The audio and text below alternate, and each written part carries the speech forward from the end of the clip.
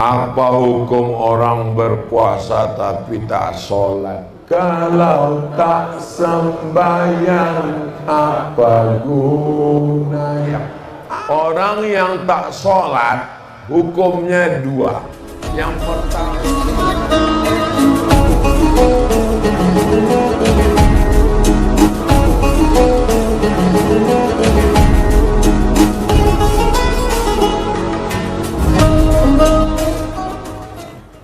apa hukum orang berpuasa tapi tak sholat? Walaupun hidup 1000 tahun, kalau tak sembahyang apa gunanya?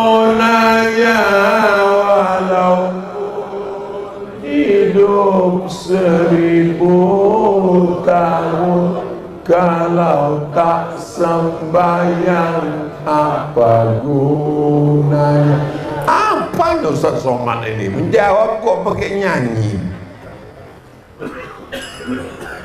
As-salatu imaduddin.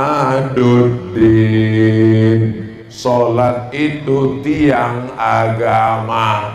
Kenapa kipas angin ini bisa menyangkut? Karena ada tiang.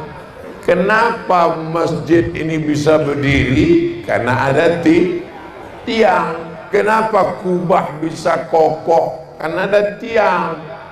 Baru nampak gedung tembakau tadi. Tapi tak jelas. Kenapa tiang gedung tembakau bisa berdiri? Karena ada tiang. Jadi amal itu terbang kalau tidak ada tiang. Orang yang tak sholat hukumnya dua. Yang pertama kafir kalau dia mengingkari sholat. Kau kenapa tak sholat? Sholat ini buang-buang waktu aja. Kafir, halal darah, pancung kepalanya. Kafir, murtad dia. Dia mesti masuk Islam lagi. Tapi kalau dia malas, kau kenapa tak sholat? Aduh, nantilah udah agak tua-tua sedikit Pak Ustaz. Maka orang ini tidak sampai kafir menurut Ahlus Sunnah. Dia adalah fasik. Yudillu bihi kasiran wa yahdi bihi kasira. Wa ma yudillu bihi illal. Banyak yang disesatkan Allah. Siapa yang disesatkan Allah? Yang disesatkan Allah itu adalah orang yang fasik. Ibu kalau cari menantu yang sholat.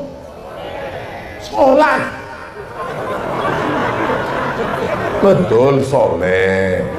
Syaratnya soleh itu adalah sholat. Kalau tak sholat tak mungkin dia soleh. Mana mungkin soleh kalau tidak sholat. Bapak juga kalau mencari istri, bukan mencari istri ya, untuk anak maksudnya. Ini bapak ini diiyakannya pula.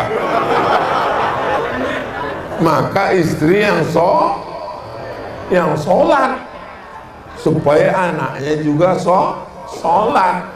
Ibu kan mencari imam dulu kan, jadi imam. Saya pas sedang ceramah tinggal di hotel, sarapan pagi waktu sebelum puasa, datang ibu-ibu. Ustaz Somad ya? Mirip, saya bilang. Oh enggak Ustaz Somad. Iyalah ya. Kalau kau paksa juga aku Ustaz Somad, iyalah aku Ustaz Somad. Alhamdulillah senangnya sama Ustaz. Saya nih Pak Ustaz kerja di kantor anu. Siapa yang nanya?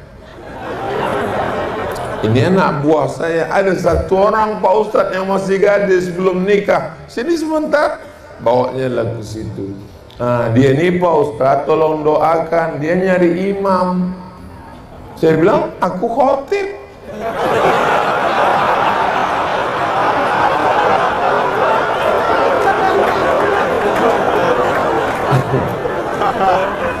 Nah, ibu semua mencari imam, dan imam itu adalah imam sholat.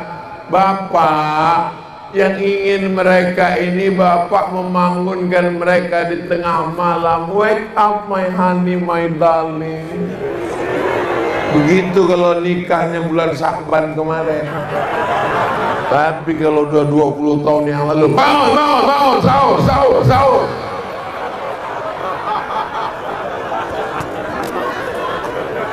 Mereka mau dibimbing sholat tahajud kan, Bu? Tengoklah, banyaknya yang belum pernah diajak tahajud sama laki. Usolli sunnatat tahajud raka'ataini imaman lillahi ta'ala. Allahu Akbar.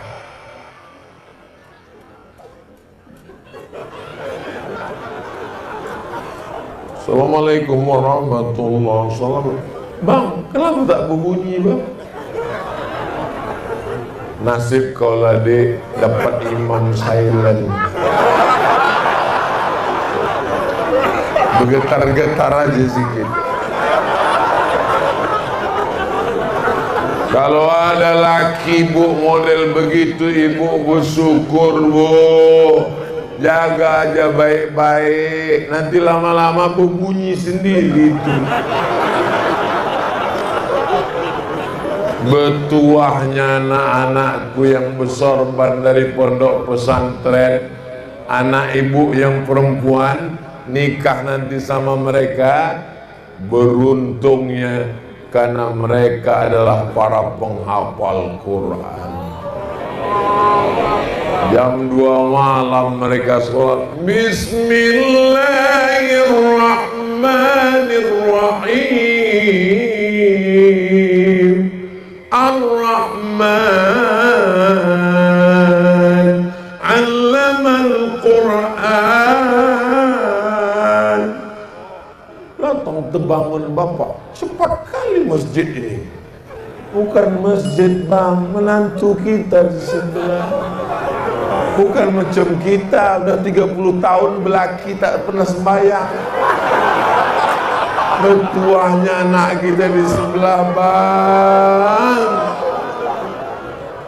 Saya ini bodoh, Pak Ustadz. Aku ni jahil, Pak Ustadz. Aku ni jahat, Pak Ustadz. Aku tak ingin anakku macam aku, maka aku buat anakku masuk pesantren. Begitu juga ibu. Lakiku Fir'aun, Pak Ustaz. Aku tak ingin anakku ini merasakan macam aku. Tapi ngomong gitu jangan depan laki. Sedih dia.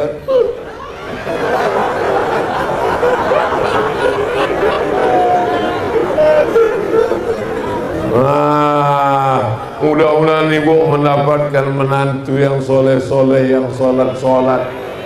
Dulu saya sangka kalau nikah sama dia bahagia, Pak Ustaz. Waktu dia datang meminang ke rumah, mobil besar mewah, rupanya rental. Dulu saya sangka kalau nikah sama dia bahagia, rumahnya besar, ada kolam renangnya. Ternyata Pak Ustaz, gimana rasanya nikah sama dia, Bu? Tak sembahyang dia, Pak Ustaz. Gimana rasanya? Macam tidur sama babi hutan.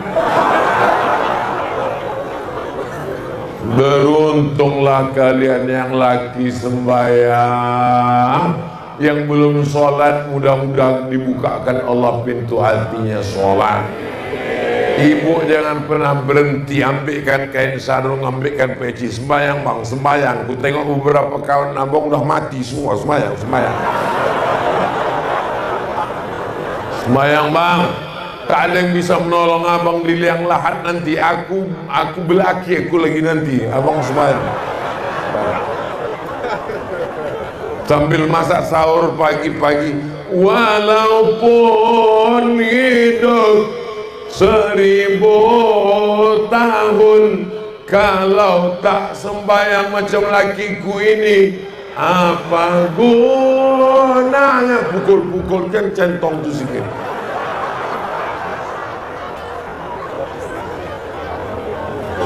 Tapi jangan lupa ada yang lebih hebat daripada cakap, ada yang lebih hebat daripada, yaitu sujud. Mintakan sholat sunat hajat 2 rakaat, usolli sunatal hajat, bukakan pintu hati lakiku ini ya Allah. Kalau udah terkunci, pukulkan sama gembok-gemboknya sekalian.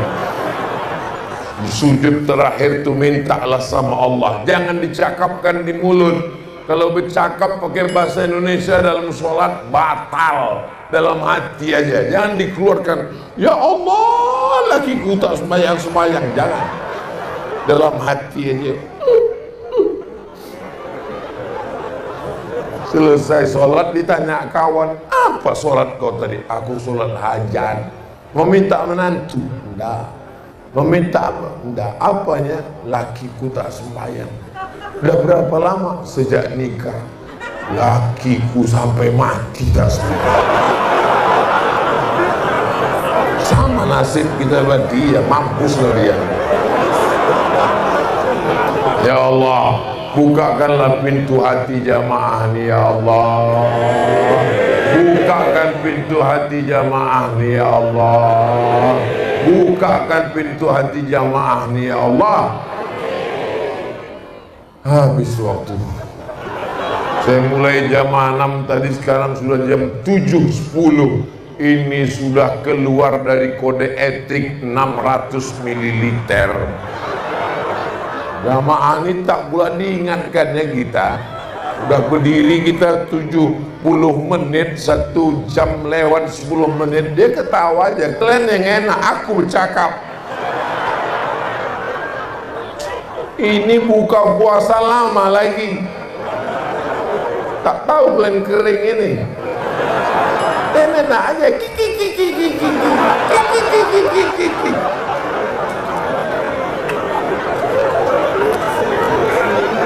Mudah-mudahan Allah mengampunkan dosa-dosa kita,